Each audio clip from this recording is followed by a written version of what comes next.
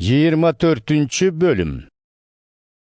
Jumanın birinci günü taң azanda haligi ayalдар даярдап коюшкан атыр менен жыттуу майларды алышып көргө келишти. Келгенде көрдүн оозун бекиткен таштын ордунан жылдырылып, алынып салынганын көрүштү. Алар ичине кирип, эгебиз Исанын сөөгүн табышпады. Эмне болгонун түшүнбөй, аң-таң болуп турушканда, жаркыраган кийимчен эки киши пайда болду. Аялдар катуу коркуп, баштарын жерден ала албай турушканда, беркилер мындай дешти: Эмнеге тирүүнү өлүктөрдүн арасынан издеп жүрөсүңөр? Ал тирилип кетти. Бул жерде жок. Ал мурда Галилеяда жүргөнүндө айткан сөздөрүн эсиңерге түшүргүлө. Силерге Адам уулун күнөөкөр адамдардын колуна кармап беришет. Аны айкаш жыгачка керишет. Үчүнчү күнү болсо ал кайрадан тирилет дебеди беле. Ошондо аялдар Исанын бул сөздөрүн эстешти. Мүрзөдөн кайтып келип, бул тууралуу 11 шакиртке жана башкалардын баарына кабарлашты. Элчилерге бул кабарды жеткизгендер Магдалалык Мариям, Жахана, Жакыптын энеси Мариям жана башка аялдар эле. Бирок бул сөздөрдү элчилер куру сөз деп ишенишкен жок. Петр болсо ордунан тура калып, мүрзөнү көздөй жүгүрдү. Жетип келип, эңкейип, көрдүн ичин карады. Ал кепиндердин гана жатканын көрүп, бул ишке таң калып, кайра артына жүрөдү. Так ошол күнү шакирттердин экөө Иерусалимден 10 чакырымдай аралыкта жайгашкан Эмаус деген айылды көздөй жол тартып, болуп өткөн окуялар тууралуу сөз кылып баратышкан. Бул окуяларды талкуулап, сүйлөшүп бара жатышканда Иса жакындап келип, аларга кошулуп калды. Бирок алардын көзү байланып калгандыктан аны таанышкан жок. Иса алардан: «Эмне жөнүндө сөз кылып жатасыңар?» деп сураганда, шакирттер токтой калышты. Алардын өңдөрү капалуу эле. Анан Клеоп аттуусу мындай деди: Иерусалимге келип, жакын арада эле анда болуп өткөн окуя жөнүндө билбеген жалгыз сен окшойсуң. Кайсы окуя? деп сурады Иса. Назиреттик Иса жөнүндөгү.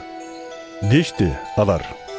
Ал Кудайдын да, бүтүндөй элдин да алдында кудуреттүү иши жана сөзү менен таанылган пайгамбар эле. Биздин жогорку дин кызматчыларыбыз менен эл башчыларыбыз өкүм чыгартып, аны айкаш жыгачка керип өлтүртүштү.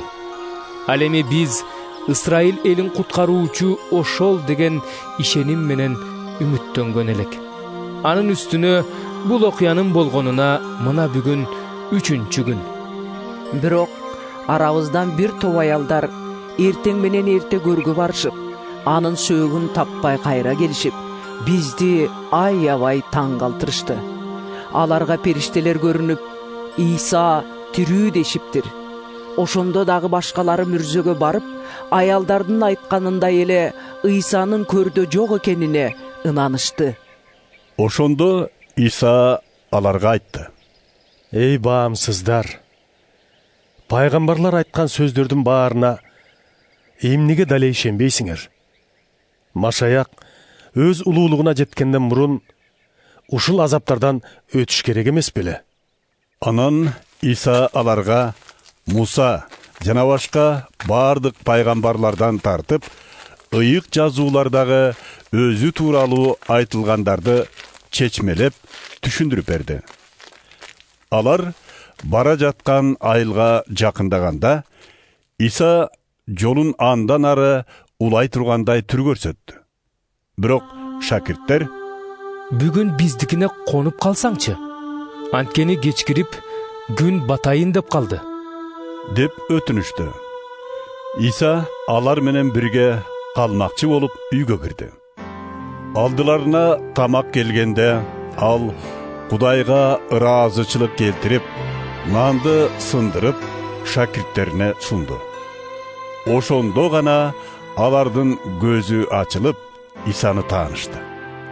Бирок Иса ошол замат көздөн кайын болду. Шакирттер өз ара: Эсиңдеби? Жолдо ал бизге ыйык жазуулардын маанисин ачып, түшүндүрүп жатканда жүрөгүбүз от болуп жалындабады беле? дешти. Ошол замат ордуларынан туруп, Иерусалимге кайтып келишти да, 11 шакиртти жакын адамдары менен чогулуп олтурушкан жеринен табышты.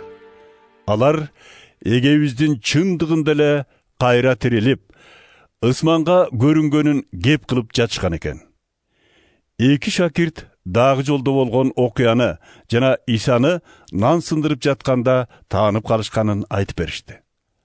Алар ушундай деп сүйлөшүп жатканда, Иса алардын ортосунда өзү пайда болду да: Ассалому алейкум, деди.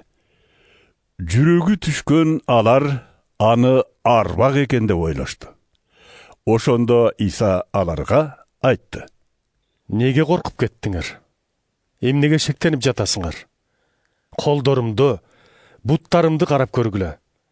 Бул мен өзүммүн. Мени кармап көргүлө. Анткени арбактын меникиндей эти менен сүйөгү болбойт. Иса ушундай деди да, аларга колдору менен буттарын көрсөттү. Алар кубанганынан ишене албай, аң-таң болуп турушту. Ошондо Иса: Жегидей бир нерсеңер барбы? деди. Алар ага куурулган балыктын бир үзүмүн сунушту. Иса аны алып, алардын көзүнчө жеди. Анан аларга айтты: Силер менен бирге жүргөн кезде эле Мусанын мыйзамында, пайгамбарлардын китептеринде жана Забурда мен жөнүндө айтылгандардын баардыгы аткарылышы керек деп айткам. Ошондо ал ыйык жазуулардын маанисин түшүнүүгө шакирттердин акыл сезимин ойготту. Анан сөзүн улап: Дагы мындай деп жазылган: Машаяк ушул азапты башынан өткөрүп, 3-чү күнү өлүмдөн кайра тирилиши керек. Жана ниеттерин өзгөрткөн адамдардын күнөөлөрү кечирилет деп.